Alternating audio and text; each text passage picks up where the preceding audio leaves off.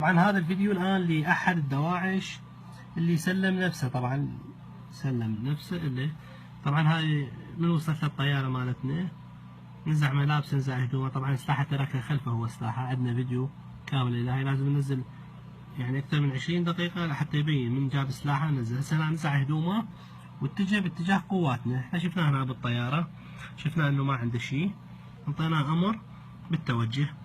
قدم لي الفيديو، قدم لي اياه، قدم لي اياه بعد، قدم لي اياه، قدم لي اياه، اسد الباب شوي، قدم لي اياه.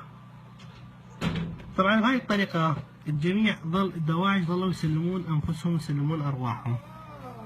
قدم لي اياه بعد دقيقة اشوف لك شلون واضح. هسه تطلع قطعات. قدم لي اياه، بدك تطلع القطعات مالتنا قواتنا الامنية، قواتنا بدك تطلعها. رجل هاي قواتنا، احنا هنا موجودين. هذا هو هنا وهذاك كان موجود. ارجع لنا عليه، ارجع لنا عليه. هاي اللحظة اللي سلم بها حاله. طبعا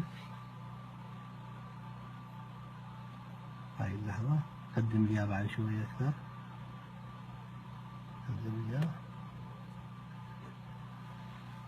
احنا على سلم روحه. أنا بعد قلنا أنا إنه البس ملابسك وغيره.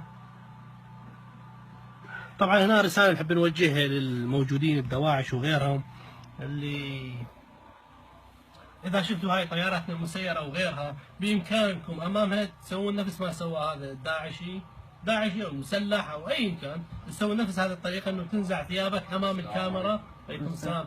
تنزع ثيابك أمام الكاميرا وتجي تقدم نحو قواتنا الأمنية. بهاي الطريقة راح تكون أنت آمن ومسالم وما عليك شيء، لا أنت لا بيتك لا القرية مالتك. أتمنى للجميع هذا الفيديو، أتمنى الكل الشاركه، وخصوصا الناس اللي موجوده بالموصل وغيرها بالقرى. بهاي الطريقه افضل طريقه واسلم طريقه هي لهم للسلام. انت بسلاحك تنزع ملابسك تتجه باتجاه القوات، راح ينقل لك البس ملابسك وتاخذ اجراءات وتكون نكون محافظ عليك وهذه.